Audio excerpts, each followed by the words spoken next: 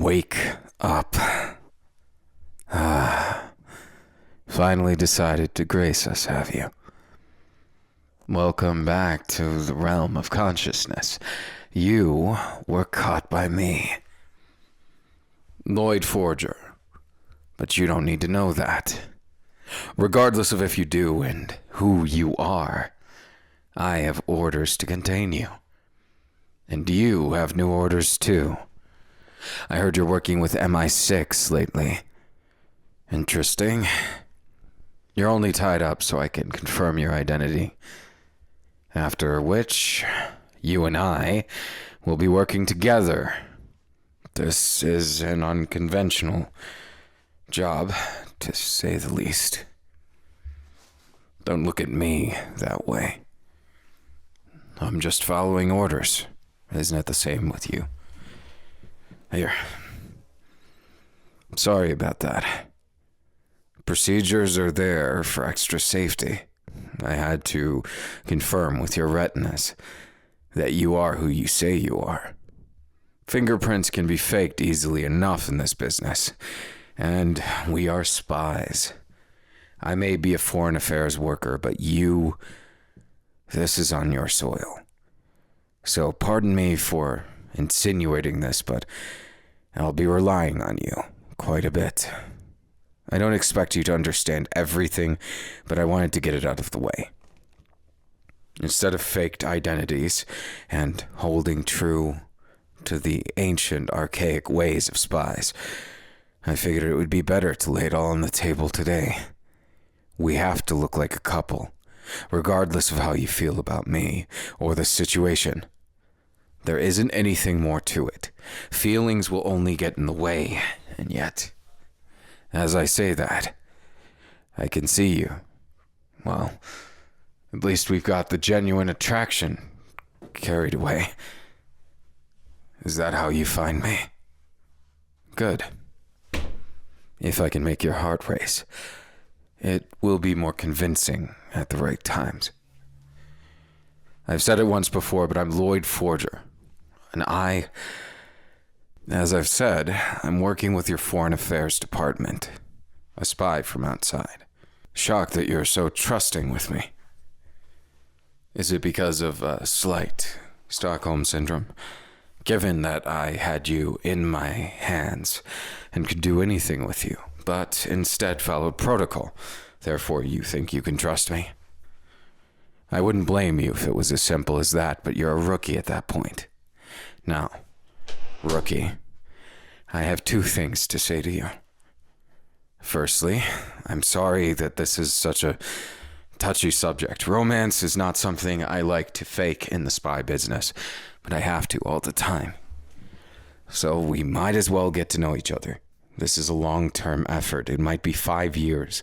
It might be 10 years before we make any headway. And that alone means we're going to have to look like a perfect family. As for what that means for you and I, it means blending in. I hate to say it, but I do feel bad. When I look into your eyes, I see you didn't plan on this. Perhaps you have a talent for something and got in over your head. I know plenty of colleagues just like you, and I know how hard that is. Then, to make it easier for you, I'll do my best to play the role. You just have to promise you'll keep professional when things go down. Our lives will be at risk every single day, and if anybody has even a slight inkling that we don't belong there, that's how fast we could be erased. This is a corruption case, meaning it's from within heavy, deep, and overall dangerous parts of the government. Have you heard of Black Ops? Well, you're going to. What we're dealing with is a similar case to that. A hidden government program that's controlled from the shadows. Something that is used to erase people, which is normally on our side, may quickly be used against us if the parties that shouldn't know about us get any sort of idea that we're suspicious. They're not going to take any chances. Do you understand what I'm saying? This is going to be our home. Right here, and pardon me with this. There's a lot to it. See here? This is rather important. And if you want to survive, I suggest you read up on the details. Or... you're talented with that, I see. Those eyes, do they usually get you what you want? Well, I'm afraid I might be just as susceptible myself. I'll explain it. We're going to be living in a mansion, Elm Street, UK, downtown London. It's not going to be an easy case because we're living right next to the target. We have to get to know them inside and out without making it obvious that we're trying to. No direct spying. Nothing except for living as a family, you and I. We're newlyweds. I'm an investment banker and you are a real estate magnate. As for what that means, you don't need to care too much, but your backstory's in the documents. Hide them, burn them, do whatever you can after you're done. There's going to be a lot of cameras outside, a lot of cameras inside that we may or may not know about. That's why we have to burn all evidence, memorize it, as I'm sure you know is protocol. Do you understand everything so far? Sorry, it's just... you look sad. I don't know your circumstances, but I'm your husband now. For better or worse. You can view it as an arranged marriage if it helps your mental any. You can view me as the devil and blame it all on me if you wish. Just don't make it outwardly obvious. I'll bear that cross. As for me, my goals, my intentions are to finish this job as efficiently as possible. But it's not just that. I have a heart. I can see this may be a first dive into the abyss for you. Playing pretend as your entire life isn't something everyone can do. So, at least within these four walls of this bedroom, please know that you're safe to say whatever you want. I won't betray you. Of course, trusting those words is against protocol. Everything I've just described is against protocol and could lose me my job. So please keep this between you and I. I'm not trying to lose anything. And I want to make sure you don't have to either. There will be physical interactions. Are you comfortable with that? Kissing, touching, making love. All of those would be normal activities for newlyweds, meaning that you and I, as the talk of the neighborhood, have to have normal lives. That is not only for our own well-being, but for the job. I'm sorry. I understand how difficult it could be to think like this, analytically, about something that's supposed to be genuine. I'm sorry if you have someone you're interested in. I don't myself, but it's difficult being told how to live as your job melts right into your life, melts right into your heart. Look at me. I could fool you in dozens of different ways. I'm clearly more experienced and more used to this lifestyle. I get that. But I'm not going to do that because I don't want you to be cynical like me. I have my qualities that are genuine after all this time, even still. I know how it may look, how I may look to you. But don't think that we're enemies. I'll never betray you. Even if orders come, I might just happen to make a mistake. Why do I feel so strongly? And how could you believe me? Good questions, but simple answers. I sympathize with you. You're not the first greenhorn that I've worked with, but I don't want you to be a sad ending to a story just getting started. A dove which has just taken flight can't carry a message. The most they can do is try and carry themselves. I have a lot of reasons why I feel this way. If you want to know them, I'll try and convey them. But regardless of what you feel, you're not alone now. For better or worse, I'm your husband. Do you understand? Okay. Then I'm going to kiss you. Fair warning.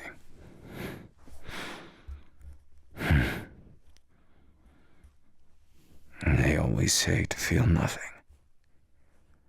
But they can say that from behind their desks with the paperwork and endless details without ever having to feel.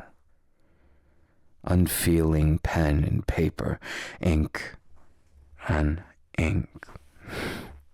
It's not skin on skin. And that alone is reason enough. That alone is why I can't just abandon you like that. Because I can't not feel.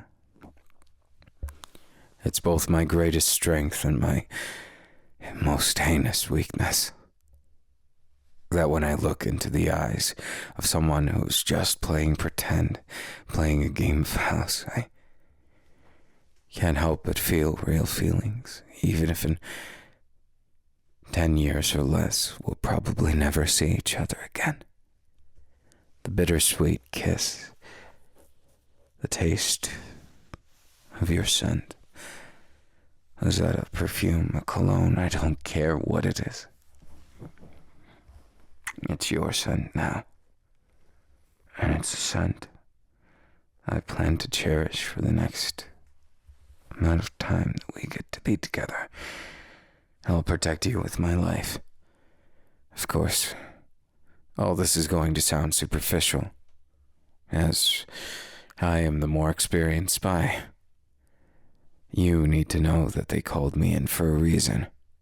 This job isn't personal, but it requires an expert's touch. You're going to be my backup on that. Our gear is simple. Mostly microphones, cameras, the works.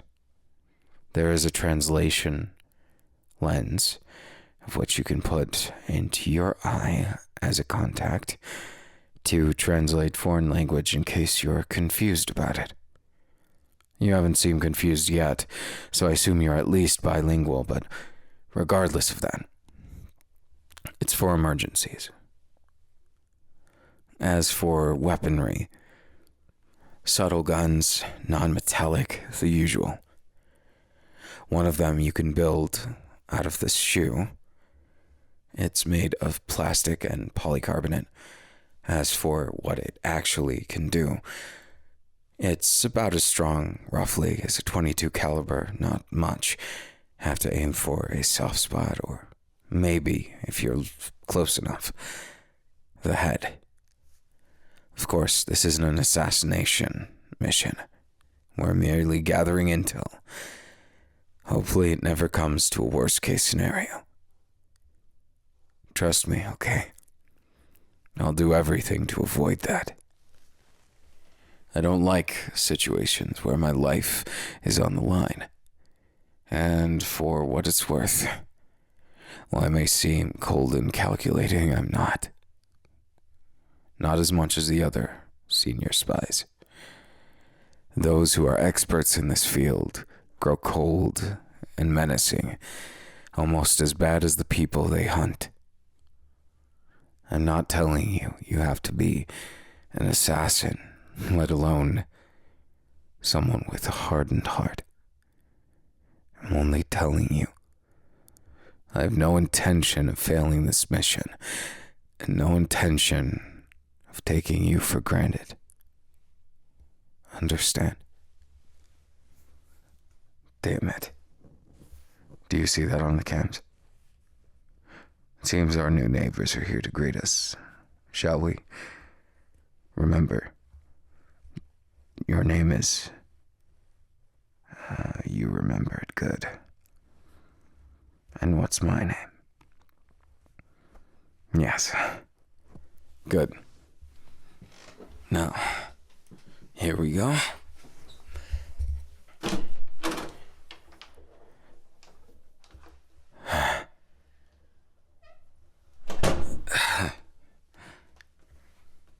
Well, that was nerve-wracking. I would have suggested using other points of conversation, but given it's the first attempt, you did pretty good. Proud of you. But this raises a difficult question. As per the schedule, I can't believe I'm saying this, but we'll have to spend our time tonight at least, in the master bedroom. As our cover story is trying to, start a family, we have to... I'm glad you're understanding, but this entire situation seems like it got out of control faster than I could keep it in check. Tell me, do you resent me? You've got far too soft of a heart for this business. I'm sorry. I'll try my best to not make things ruin you. I'll try my best to keep your heart guarded. Mine. Am I so incompetent that you have to worry about me too? No. I appreciate the sentiment and the fact that you would show such kindness to me. But I'm doing this because I feel strongly. I want you to be able to smile even after all this is over. And no one ever said you can't have real feelings in the spy business. It's just a myth told by shrewd old men. And I'm neither of those things. To which I'll say, making this kiss count means more to me than a mission success or a paycheck at the end of the day. Holding you like this is not just because I have to, but because you deserve to feel safe and loved in your husband's arms. And even if we're playing pretend, maybe it's more than that. Maybe there's more to it. That we can fool ourselves into believing that's what it really means. I can't tell you if I'm doing good or bad. I can't even tell you what's going to happen 2 hours from now. But I can tell you, this domestic life we're going to lead is going to be something different than either of us are used to. So bear with it. Your husband may be demanding, but he's not without his heart. And he will never be. Because he truly cares about you. As stupid as it sounds. A spy with a heart. In such a cold and unfeeling industry of lying to get information. Of lying to fool people. The only one I could never, ever fool was my own heart and how I felt. So while I'm sorry, honey, that you have to deal with me, I promise you as your husband, I will not betray you until death do us part.